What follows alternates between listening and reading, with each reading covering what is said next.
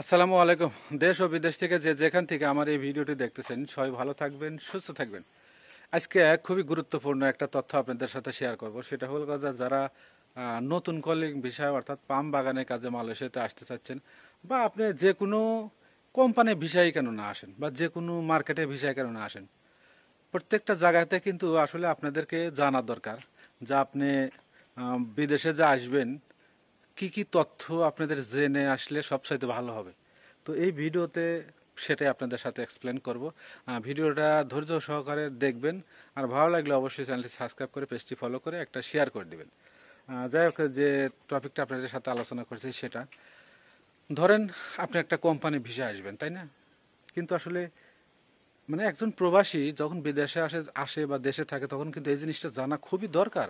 কারণ আপনি কোথায় যাচ্ছেন, আপনি কোথায় কাজ করতে যাচ্ছেন, সেই কাজের জায়গাটা আসলে কি আদৌ সঠিক ঠিকঠাক আছে কিনা, বা আপনি ওইখানে গিয়ে কাজ পাবেন কিনা সেটা আপনাদের জানা দরকার, তাই না?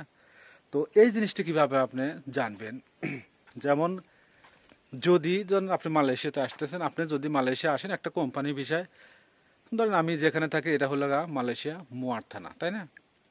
তো আপনাদের যদি এইখানে একটা আপনি দেখবেন যে আপনি ভিসার উপরে কোম্পানিটা কোথায়, লোকেশনটা কোথায় সেটা আগে যাচাই করবেন। এবং সেটা যাচাই করার পরে যদি দেখেন যে মুয়া থানায় আছে সাপোজ, তাহলে আপনি খুঁজবেন যে আপনার গ্রামের বা আপনার আত্মীয় স্বজন এই মুয়া থানায় বা আশেপাশে কোনো থানায় আছে কিনা। ঠিক আছে?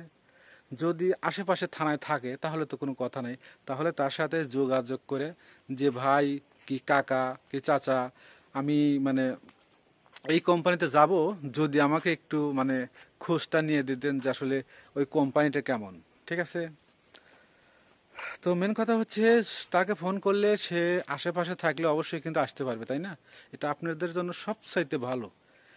এবং ওই লোক যদি এই কোম্পানিতে আসে, এসে দেখে যে ভাই এই কোম্পানিতে আসলে এই নামে আছে, এই জায়গায় আছে, বা কোম্পানিতে কাজ কাম ভালো হচ্ছে, বা ওটিও ঠিকঠাক মতো আছে, বা এই কোম্পানির নিয়মটাই কেমন, আদৌ কি 1500 রিঙ্গিত বেসিক বেতন দিচ্ছে নাকি কম দিচ্ছে, না ওটি টাকা কেমন দেয়, এই জিনিসগুলা যদি আপনার ওই আত্মীয় ভালোভাবে যাচাই বাছাই করে আপনাকে ইনফরমেশনটা দেয়, সেক্ষেত্রে আপনি জানিয়ে শুনে যদি এই কোম্পানিতে আসেন তাহলে আপনার সব চাইতে ভালো হবে। ঠিক আছে?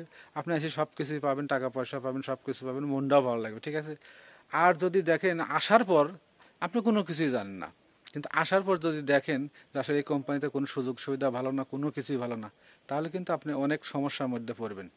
তো আপনারা এভাবে এই চেষ্টা করবেন, আপনি যে কোম্পানিতে আসবেন, মালয়েশিয়া বলেন যে কোনো রাষ্ট্রই বলেন না কেন, এভাবে খোঁজটা নেওয়ার জন্য, এভাবে খোঁজ নিলে বা এভাবে যদি আপনি তথ্যগুলো নেন আপনার জন্য সবচাইতে বেস্ট।